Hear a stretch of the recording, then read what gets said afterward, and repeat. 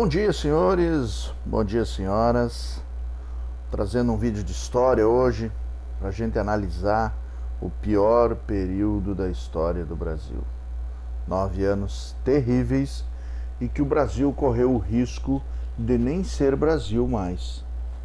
É tamanha a bagunça do nosso país.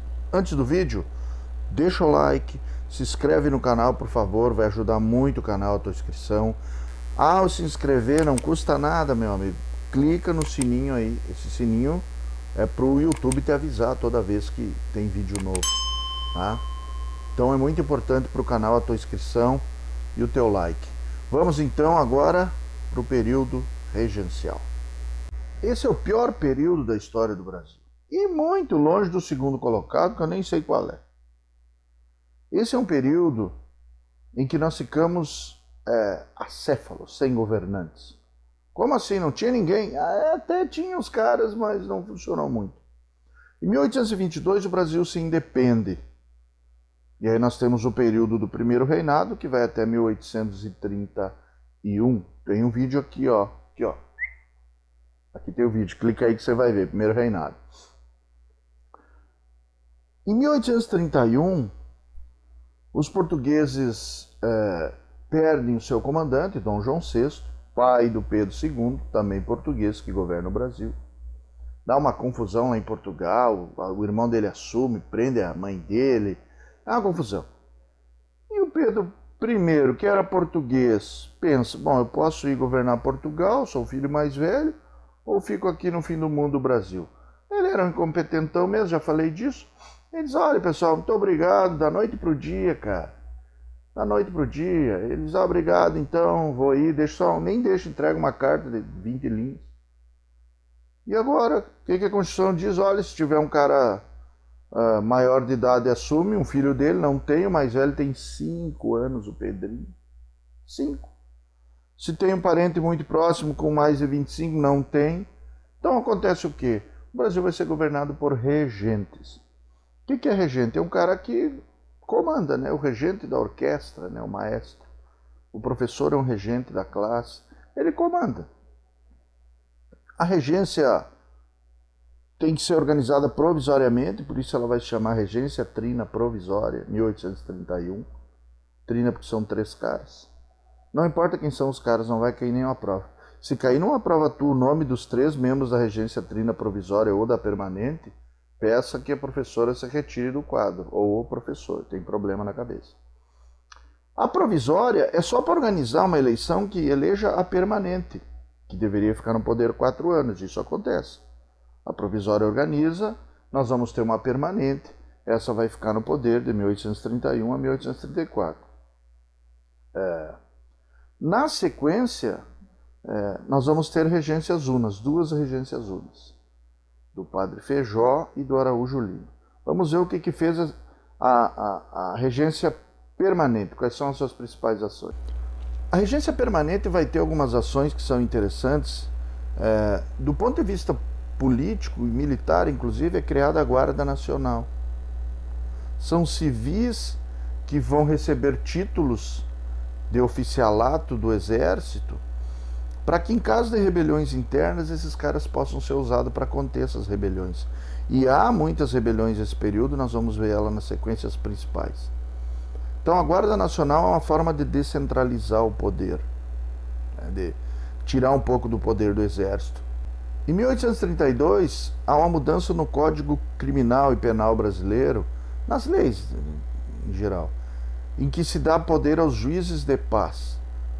Também numa forma de descentralizar o poder, de fazer com que as periferias do Brasil possam ter um poder judiciário mais efetivo. E em 1834, um ato muito importante, que é a criação do Ato Adicional de 1834. Cara, ele é muito legal, ele cria... legal para quem concorda com ele, né? E legal do ponto de vista legítimo de lei. Ele cria as assembleias provinciais. As assembleias legislativas hoje de cada estado têm os seus deputados estaduais, né? Então é uma criação de 1834, bastante interessante, mais uma vez descentralizando o poder, esses regentes eles são liberais que estão no poder. Basicamente o Brasil se divide entre liberais e conservadores, não vou entrar nessa questão, mas basicamente é isso. Os liberais querem descentralizar poder e os conservadores querem concentrar poder nas mãos de quem governa. E esse ato adicional vai também colocar que as regências passarão a ser unas. Então teremos um governante, mas ele não poderá usar o poder moderador. Lembram? Aquele que dava plenos poderes a esses governantes. O primeiro regente uno é o padre Feijó. Como um padre, né? Mas é um padre político, né? Já tinha sido deputado, aí as más línguas dizem que era casado, tinha um monte de filho, e era um coronel, né? Um político já experiente. Mas não se sustenta o governo dele, né? Por que não se sustenta? Porque é um período difícil, cara. O Brasil está se espedaçando. Ele é um progressista, ele está liberando essas coisas todas feitas pela trina permanente. Só que as províncias, hoje estados, não têm força política, nem militar, e nenhuma, nada. O Brasil está abandonado à própria sorte. Esses grupos locais estão lutando para se separar do Brasil. Ou, na melhor das hipóteses, para tomar o poder local e governar sem a presença do governo federal. Porque não tem ajuda. O governo federal não ajuda ninguém, aliás, muito atrapalha com a cobrança de impostos, né? No poder, então, nós vamos ter o Araújo Lima. É um político contrário às ideias do padre, então é um político conservador, e aí o governo dele vai desfazendo todas as coisas que haviam sido feitas desde 1831, liberando tudo aquilo, ele vai cortando todas as coisas para ter um governo central. Se consegue uma estabilidade política um pouco maior, mas não tem jeito, não é? Em 1840, com 14 anos de idade, Dom Pedro II é elevado ao poder, chama-se golpe da maioridade esse período. E é um bom governo, desde o início, inclusive, comparado a esses, então é um governo maravilhoso. E ele é brasileiro, ele é da família real, ele é um monarca, e o povo passa a respeitar. Ele é um cara que com 14 anos estava já preparado, claro, dentro dessa idade para o poder. Desde os 5 vinha tendo aulas de como administrar um país. Mas não vamos falar do governo dele. Para encerrar o vídeo, nós vamos falar das revoltas, das 6 principais revoltas que aconteceram no Brasil nesse período. O final delas, com exceção da Revolução Farroupilha, é o mesmo. Então isso é uma coisa importante para você, para as provas. Como que terminam as revoltas no Brasil em geral, e principalmente no período regencial, de 1831 a 1840? Líderes presos ou mortos. Líderes presos ou mortos. E a Farroupilha, professor? Farroupilha não, cara. Farroupilha é uma revolta elitista. Uma revolta elitista. Lobo não come lobo, né? Já ouviram essa expressão? Na Farroupilha é o contrário, inclusive os líderes farroupilhas são convidados a fazer parte do exército brasileiro. Mas vamos ver rapidamente cada uma dessas revoltas. Eu vou fazer um vídeo só sobre elas, e aí é um vídeo que leva uns 20 minutos, e eu quero ver elas em 5 ou 6 agora, para este vídeo não ficar muito grande. Então vamos a elas. Eu fiz uma cola aqui para poder me orientar e seguir uma ordem. Eu quero trazer primeiro a rusga. Rusga é uma briguinha, né? Uma rusga, o que? Me ajudem aí. Um conflito. Um conflito. 1834, 1835, ela vai acontecer no Mato Grosso. Não tinha Mato Grosso do Sul, era tudo Mato Grosso. E é uma disputa entre 2 grupos internos, disputa pelo poder dentro do Mato Grosso. É a Sociedade Filantrópica e a Sociedade dos Zelosos da Independência. É uma disputa econômica. Portugueses e brasileiros, cada um num desses grupos. Os brasileiros vão lograr êxito, vão tomar o poder local. Os portugueses vão ser presos, alguns expulsos. É um movimento pequeno, né? É um movimento pequeno, sim. Mas é um movimento importante que vai acontecer e que vai agravar a crise que já existia. E por que eles disputam o poder? Porque o poder central, porque o poder federal não tem força mais. E aí os poderes locais, os grupos locais vão disputar poder. Em 1835 a 1840, a cabanagem. Esse é um dos mais sangrentos conflitos da história brasileira. Se não é o mais, até eu acho que é o percentualmente, não tenho dúvida, né? Calcula-se que 30% da população do Pará foi assassinada nesse movimento. Cabanagem, né? Os cabanos, pessoas simples, gente. Pessoas simples, pobres livres, ex-escravos, escravos, pescadores, mateiros, né? Caras que vivem da mata com extrativismo. Esses caras se unem para tomar o poder, por quê? Porque estão morrendo de fome. Eles não têm dinheiro para pagar impostos, eles são cobrados. Esses caras vão se reunir e vão tomar o poder no Pará. Esses caras vão tomar o poder. Mas eles não estão preparados para o poder. A maioria deles é analfabeto. Quando eles tomam o poder, eles ficam, quem é que sabe escrever aí, né? Eu sei, eu sou professor. Então tu vai ser o líder, o governante, o governador. Estou exagerando, mas para vocês entenderem como é que funciona. Aí começa uma traição interna, eles nem sabem o que eles querem, se eles querem república, se eles querem monarquia, se eles querem se separar, se eles querem continuar. Porque na verdade eles só querem uma coisa, poder viver. Ter condições de vida fora da miserabilidade em que se encontrava. O que acontece? Massacre. O governo vai para lá com tudo que tem direito e até com o que não tem direito. São 5 anos de conflito, eles chegam a tomar Belém. Mas a matança, os caras têm facão contra arma de fogo. Absurdo. Imagine uma guerra com 30% de mortos, né? Massacre, gente. E que é pouco estudada a história do Brasil, a cabanagem. Ah, claro, mataram uma negrada, um pobrerio, uns professores de história. Aí tá. Mas enfim, né? Eu tô indo rápido, eu falei que é rápido, só pra vocês terem uma noção sobre isso.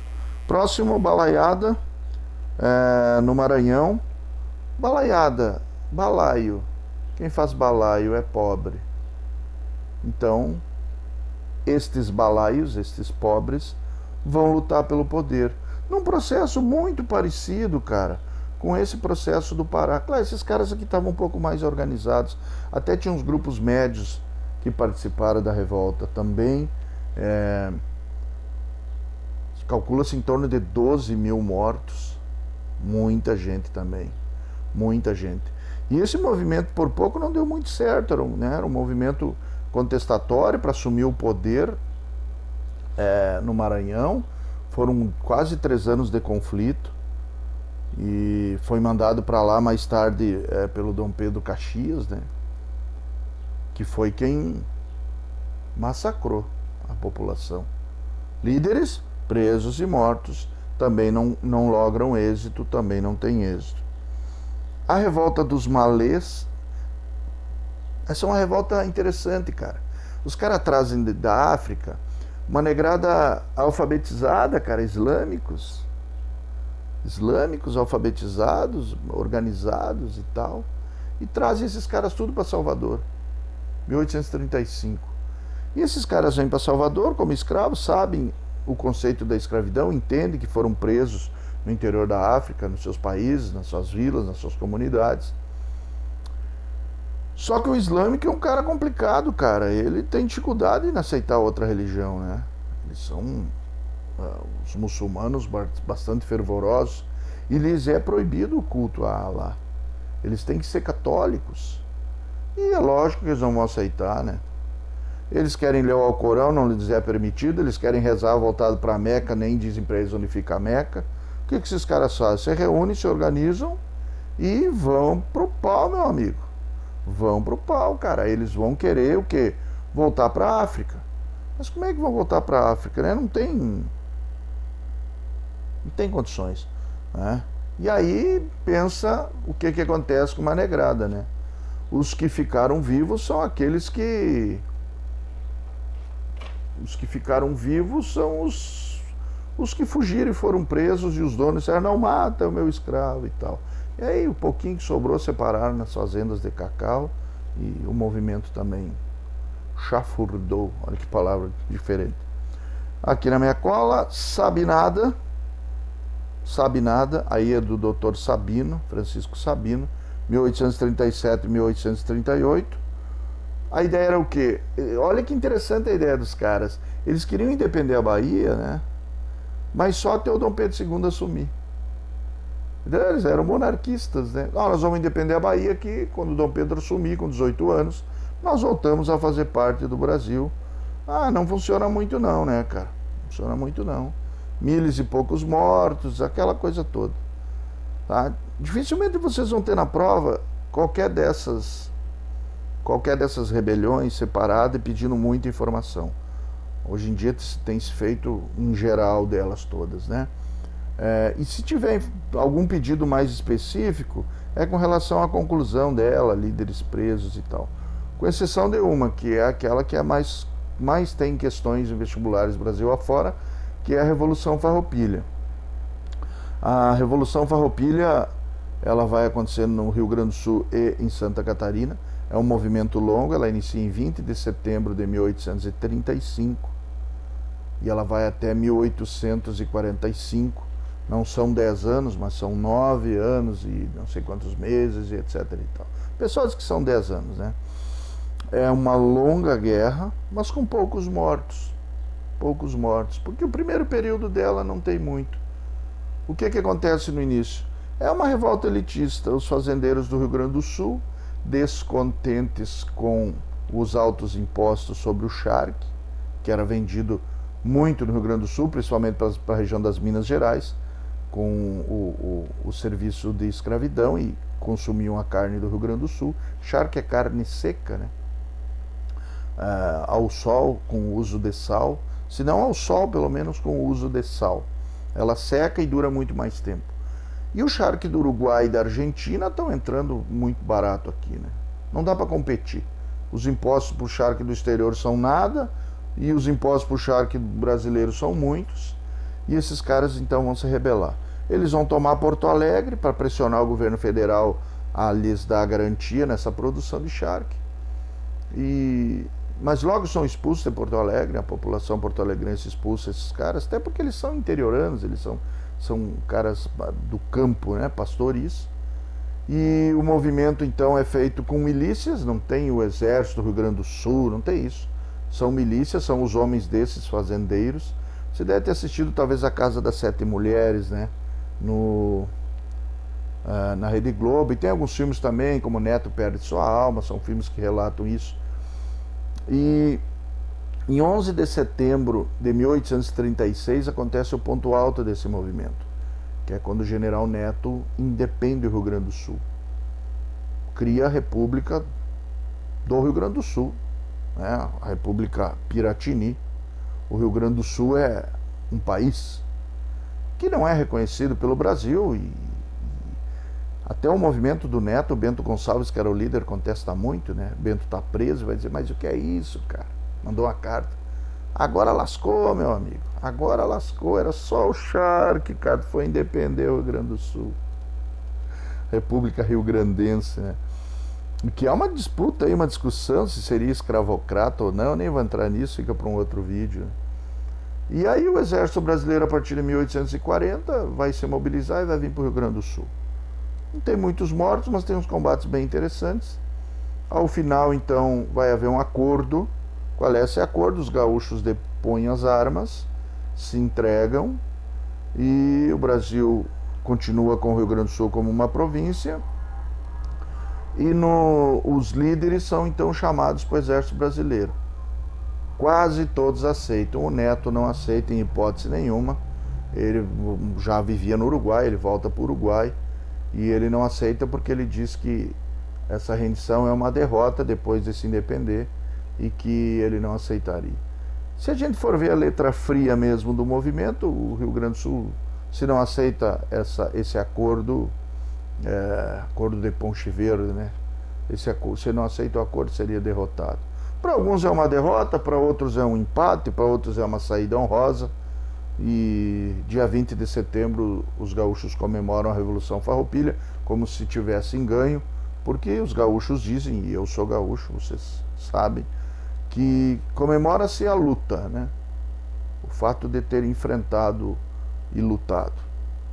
Enfim, o Rio Grande do Sul tem suas tradições bem cultuadas, bem cultivadas, e a Revolução Farroupilha é o ponto alto dessa história do Rio Grande do Sul.